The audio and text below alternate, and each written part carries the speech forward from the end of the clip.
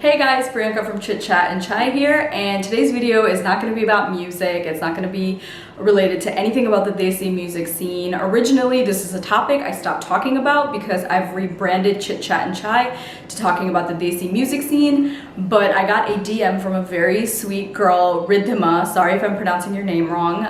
She's Riddhima169 on Instagram. She DM'd me. She found a video I made a couple years ago, so here we are. I'm inspired to talk about this topic again.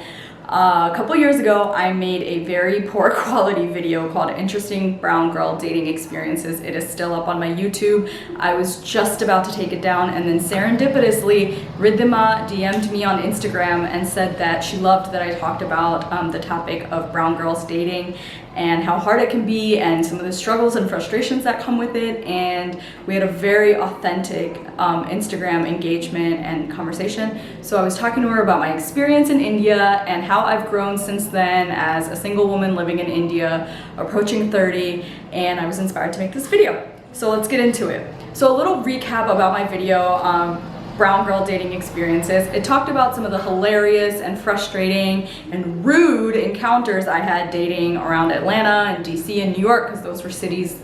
I lived in Atlanta for 4 years before I moved to India, and I would frequent Washington, DC and New York because I'm from Baltimore. So I was on dating apps, I was doing the millennial thing, I was on dating apps. Sorry guys, this is gonna be a little sweaty video if you see some glistening because it is officially summer in India, and I have the fan off because I don't want it to interrupt the sound of the video, and I have no AC in my room, and I don't want to shoot in my aunt's room because it's going to disturb her, and it's kind of embarrassing because they don't get this whole YouTube. Anyway, so my brown girl dating experiences video was about some rude encounters and funny encounters I had, and then I honestly spoke about how hard it was to just freely date as an Indian woman. You're thinking about caste, you're thinking about religion, you're thinking about is he vegetarian or is he not, is he gonna make my parents happy, does he make me happy? Sometimes I had guys talking about kundlis, which are like birth charts, and asking about all those things before they even got to know me as a person, which is something that I just do not stand for, and I'm against it. I'm like, get to know me as a person and then talk to me. So one of the funny experiences that I can share with you guys, if you haven't seen that video, is that I would get a lot of like inappropriate and oftentimes hurtful comments about my body. I'm broad-shouldered, I'm not the thinnest person, I don't look like a typical Indian girl. Apparently that's what people have told me, and I know a lot of Indian girls are known for being petite. I am not. I'm super tall, so I'm just, you know, I just made myself sound really gargantuan, but I don't see myself in that way. But a lot of people growing up do, and there's certain family members of mine that still make comments like that. So another message, if you have an unconventional look and people are just ripping you apart, they're probably just jealous that you're so confident. You shouldn't listen to them. So I had a guy tell me that I looked like I could be his bodyguard, and that was by far the funniest, most ridiculous. Actually, that's not the most ridiculous. The other most ridiculous one is just not appropriate to talk about on YouTube, but maybe I'll put it in a book someday. But I just dropped a 20. My drink was like $11, but I dropped a 20, and I said, you know, I'm gonna go home now. And he was just like, what? Blah, blah, blah, blah. And that was like my movie moment. I had always kind of dreamed of doing something that cool, so I've never been that cool again, but yeah.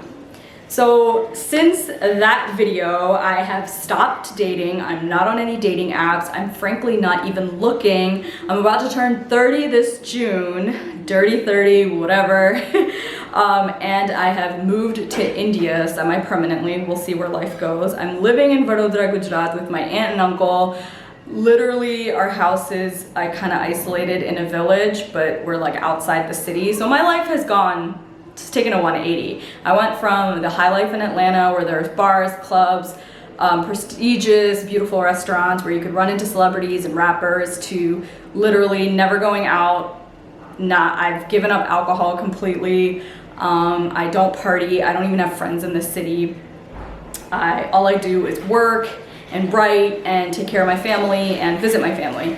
And as a single Indian woman approaching 30 in India, the most flack I've gotten for being single and not being focused on getting married is not from anyone else but my family, which is interesting, and I'm sure a lot of you can relate to that.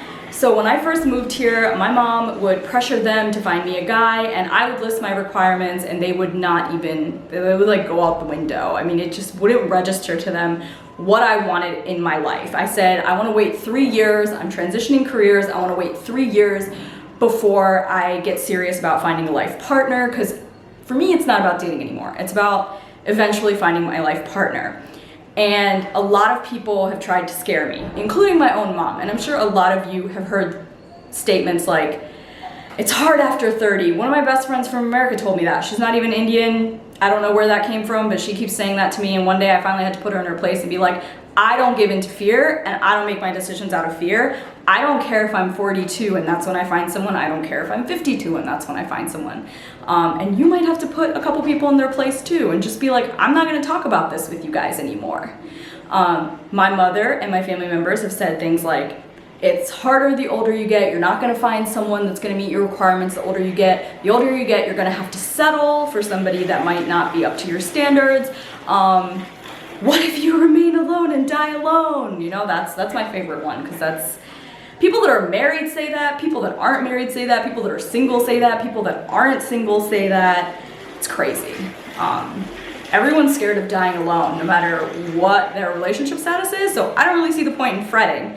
But anyway, to all those scare tactics, I say that you should not give in to fear.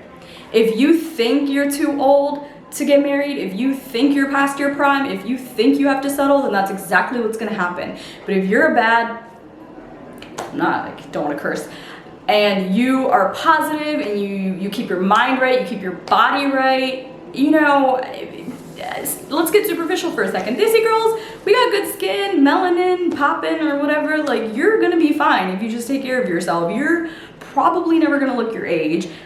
Even if you do, who cares? Guys and girls say this, that it's about the vibe at the end of the day. It's not always about the looks. If you're passionate about what you do, if you're passionate about life, if you're moving through life with grace and having a lot of fun, then you're gonna bump into someone as beautiful as you eventually, if that's what you want.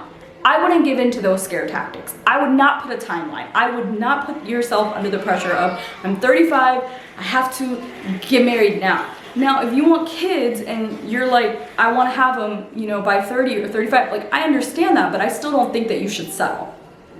I have had to put my family members in place. And the first 2 months were extremely difficult because I wasn't confident yet. I was not in my own about what I wanted out of life. And India forced me to be very clear about what I wanted out of life, to be very clear how I present myself and my dreams, to be very clear about how I present who I am and what my priorities are, and really how to not talk a lot. And that's hard for me because a lot of you that know me know I'm like a chatterbox. I'll just talk without any reason. And India has knocked that habit out of me because less is more. So I had a phrase 3 years ago when I came to India, when they used to pester me when I was 27 about marriage, and I was tired of hearing it. Frankly, I don't want advice from any of my family members on marriage. I'm not gonna say why, but I just don't. So in Gujarati, I'll say it and then I'll translate it in English. I would say, "Bhai, હું તમને બહુ પ્રેમ કરું છું, હું તમને બહુ respect કરું છું, પણ આ વિષય ઉપર હું તમારી સાથે વાત કરવા નથી માંગતી." Which basically says, brother, sister, aunt, uncle, I love you a lot, I respect you a lot, but I do not wish to speak to you or speak about this topic any longer. And that really was effective. My family members made a joke out of it and they could predict when I was about to say it, and they'd be like, just say it, even if we weren't talking about anything, like just say it, and it became a joke. But this time that tactic was not effective. I really had to take a stance with my mom, I had to take a stance with my family, I had to not give into fear. I thought that if I didn't not settle, but have an arranged marriage, that I was never gonna find anybody. Because frankly, I don't leave the house, I work, my work is online. Right now, I don't feel the need to be social because I'm pretty focused and happy with the status quo. So I did give in to that fear a little bit, but I don't think that you should give in to fear. I think that you should have your goals and your priorities, and every time that anxiety creeps up, you should just go back to your goals and priorities. I talked about this on a podcast I did with Deepa Berar, which kind of inspired the video. I will leave the link below. I'll also leave the link to my first video and Deepa's podcast, that if your priorities right now are to get married, then you have to make or find a partner, then you have to make certain sacrifices and be okay with that to get that goal. If that's not your goal, sure, complain when you get lonely that you're single, but know that why you're doing what you're doing. So that has helped me a ton to just stay focused and be prioritized. And the reason I say that India toughened me up and made me more clear, because this is, in this country, not just if you're a woman, if you don't hold your own and take a stance and have your boundaries and kind of only let certain energy in, then you will not survive. Because the culture here is different. Certain things that are considered rude and impolite in America or Western culture, that does not exist here, especially with your own family members. We all know big fat Indian families, no personal space, no boundaries. You probably have struggled with that with your parents. So I learned how to respectfully have my boundaries, how to respectfully articulate them, how to take a stance and stick by it, because there were so many people in my ear constantly trying to instill fear, trying to make me do things I didn't want to do, and they're not. They love me. I know at the end of the day, my family members, just like your family members, love you till the depths of the ocean, but they are acting from where they're coming from, which isn't where you're coming from. And it's love, but you just have to set your boundaries. And yeah, I did come off as a spoiled American brat, because the concept of boundaries and don't talk to me about this, marriage isn't a priority, that statement just sets off my family, because they're like, what? You know, when are you gonna get married? What are you gonna do? Why isn't marriage a priority? You know, all the cliche things like, if you only focus on your career, you're gonna die alone one day in a penthouse, and you know, all this stuff. And I'm like, well, it's really hard to buy a penthouse. I think I'll probably die alone. And they're like, besides the point. So, yeah, so I really learned how to stand my own. So my first video, Brown Girl Dating Experiences, was all about funny anecdotes about the frustrations. And the main message in that was, it is super hard to just date and get to know people when you're a Desi girl, because you have all these filters like religion, caste, is gonna make my parents happy, so it's super hard to just date and get to know people. That concept is still foreign in my life. I don't think I've ever done that, like just freely get to know someone.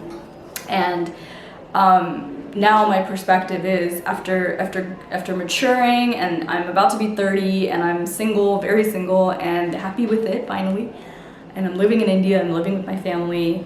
I've transitioned to someone who doesn't date and someone who is fearlessly staunch on her stance that right now it's not a priority for me, and that's okay if you don't agree with it, but that's where I'm at. I have my 1, 2, 3 goals and purpose, focus clear. I know my life vision. I'm comfortable in it. I'm confident in it. And I'm not going to give in to the fear. Like, what if I die alone? What if I'm too old? That is not how I'm going to operate. That's not where I'm going to operate from. And that is not how I'm going to find my life partner. If God wants to send someone my way that's compatible and we gel and there's common interests and he has a life purpose and I have a life purpose and we can kind of do ours together, then great. If not, I have my work, I have my life purpose, I have my family. That is enough for me. Writing and music are enough for me, which have become my career. I feel so thankful. So yes, brown girls, don't settle, don't give in to fear, and respectfully put your family members into place. And definitely don't tell them about me, my YouTube channel, that you watch my videos, or that you're friends with me.